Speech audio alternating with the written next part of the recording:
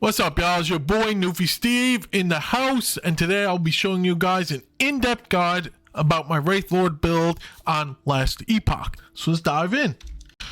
Now, me personally, I've been diving into more of the late game. I'm doing corruptions. I'm at like corruption like 250.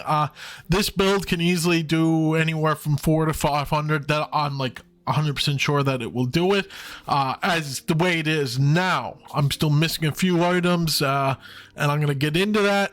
And the first thing we're going to start with is the skills. Now, I'm just going to give you a quick tour on the skills. I'm not going to get into every single detail, but I'm going to get into the most important ones. And the first one is volatile zombies. Now, the reason why we take this is because on the Wraithlord's helm, it's called Wraithlord's Harbor, every time you sacrifice minions, you get your Wraithlord gets like a percentage of health and 10 spell damage, something like that. I'll read it later. So the idea of the volatile zombies is you want to summon as many as possible, because as soon as they're summoned, the Wraithlord sacrifices any non-Wraith minions and he uses them as a buff. So we come up here, and the reason why we take this is you summon more zombies per cast.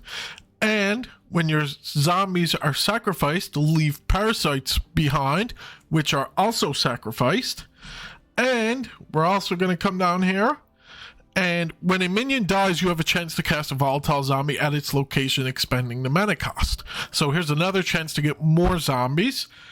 And the final part is Shepherd of Thralls. The explosion deals damage in a larger area, and when a zombie dies, it creates a skeleton vanguard. But volatile zombies cost more mana. So we're getting skeletons and more zombies and parasites. So when your Wraithlord does the sacrifice for big damage, he's going to get a big damage increase. I kind of worked it out for mine. When I does it, it's about a 60 to 70% damage increase. It's huge. So this is very important to have for your Wraithlord. The next one we're going to move on to is Infernal Shade. Now, I've been fooling around with some of these points here. I'm going to just go over the main ones you're definitely going to need. We're going to come down this way, and you're going to come down and take Burn Trail. This is going to give them haste. We're also going to come over here and get Subjugation. This is just more of a damage increase. And we're also going to take Soulfire, so you don't ever have to recast Infernal Shade. And we're also going to take Manic Pyre. These ones here are the main ones. If you want to fool around with other ones, you can. And the reason why I took Skeletal Mages is for the teleport. Now, you could also take Transplant and go with the Experimental Boots if you wanted to. I'm going to get into that now in a second. But the mages are just for the teleport. That's it. Nothing more. Dreadshade. Now, my Dreadshade is a little bit different than most people's. And I'll get into that. So you're going to put 3 into Flesh Harvest, 1 into Lone Watcher, 4 into Grim Fate, 1 into All for One, 1 into Egoism, because this allows him to constantly crit every min. You don't need to worry about minion crit chance. And we're going to come up here and take Pernicious Pact, and 3 into Doomed Wrath. Now, these two talents here are the ones most people don't take, but Doomed Wrath is when used on an abomination or wraith, grants that minion more damage, so it's 45% more. That's a big damage increase. Now, the downfall to this is the Pernicious Pact. What this does is when you cast Dreadshade onto your minion, it gives them an everlasting poison. And what this is poison stacks just build and build and build. Now, your wraith is pretty good at leeching health. Like, if there's enough mobs around, he won't really die. The everlasting poison will eventually kill him if you're not killing minions quick enough. But the great thing about the Wraithlord is it's a quick cast. To get him up and going is just like that. I used to play Abomination before the full release, and the problem with Abomination is you need to sacrifice a pile of minions. So you would have to cast a bunch of different minions just to create your Abomination. With Wraithlord, you don't need to do that. You just press one button, your Wraithlord's back up, and you get going again. So I would definitely take these talents with Wraithlord. It's a big damage increase. Now, we're going to get to the finale, the Wraithlord himself. So with the Wraithlord Harbor, all your Wraith talents apply to the Wraithlord. So, starting out, you're going to come down here, we're going to take Hunting, and we're going to take Twin Spirits. This is an important one. We're also going to put 3 into Sequel of Avarice. This is another big damage and health increase. This is just a very strong talents overall. Then we're going to come over this way and put 1 into Spirit Link, and put 2 into Dawn of the Fall, and then 3 into Dusk of the Living. This is another very important one, critical multiplier. And then we're going to come up here and put 5 into Reapers, and 3 into Necrotic Hunger. Now, if you can, the reason why I'm taking the Skeletal Mage Teleport is when they fix the bug. So I'm going to read out what Locus of Death is. Wraiths deal more damage and have increased melee attack speed, but unable to move. So it's a 45% damage increase. I normally take this, but you would have to use the experimental boots with Transplant for this to work with your Wraithlord. As of right now, the Skeletal Mage Teleport is bugged with this talent. The Wraithlord does not teleport when he should. I have reported this bug, and hopefully it gets changed soon. So when this gets changed, I'm going to get another 45% more damage on my Wraithlord. And that's pretty well it. Now, I'm going to quickly go over my setup. For your totems, you're going to want like percent increased health and health stuff, mainly like that, because the reason for that is you're going to want to increase your ward. I'm only level 96, and I'm doing okay for level 96. I have almost 4,500 ward. But for the items, you're going to take the ward boots, which is Last Steps of the Living.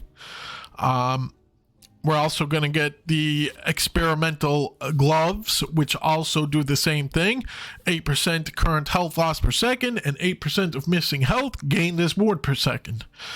Here I went with this just for the +1 to Acolyte skills. You could change this out if you wanted to.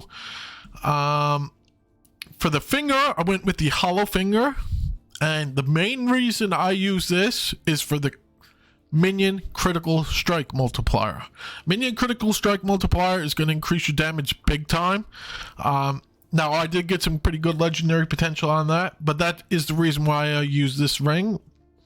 For the belt, we just used increased minion damage. We got health, armor, and I'm only using this ring right now because I got a pretty good thing on it, 30% increased minion damage, and it also has 10% increased health and mana. And for the armor, we go with Exiguous, and this is for the ward. That's all this armor is for. Does the same thing. 20% of current health loss per second, 20% of missing health gained as ward per second. Also has some pretty other good things like immunity to bleed at low health. You're always at low health, so you're never going to get bleed. And for the weapon, I'm trying something a little bit different. I went with the Apology of Frozen Light.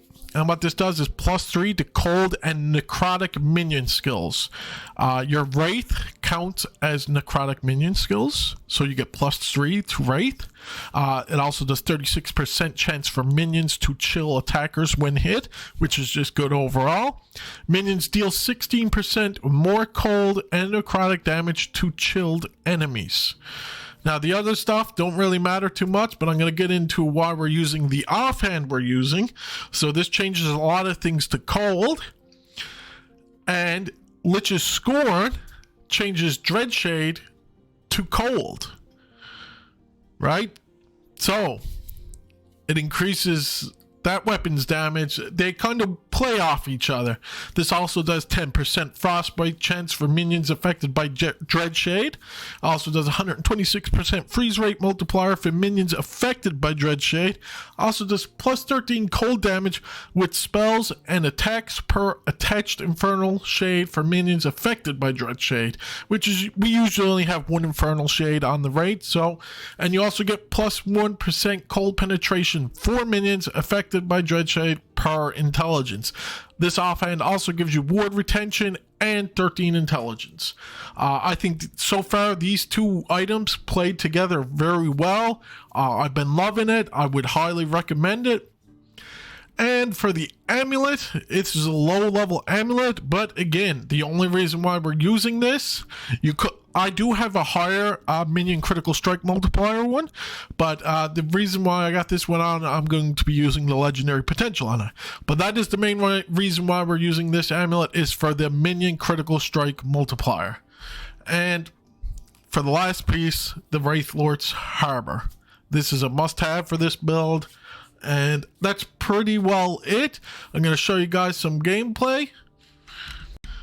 Now, before I do show you guys the training dummy, I will say, like I said, once they fix the bug with the skeletal mages, I will be taking Locus of Death. I tested this out with my current build. Using this talent with the Wraithlord, I've seen crits almost up to close to 4 million. I think it was 3.7 million I got. So roughly without this talent, I think I can hit upwards to 2 million, a little over 2 million. So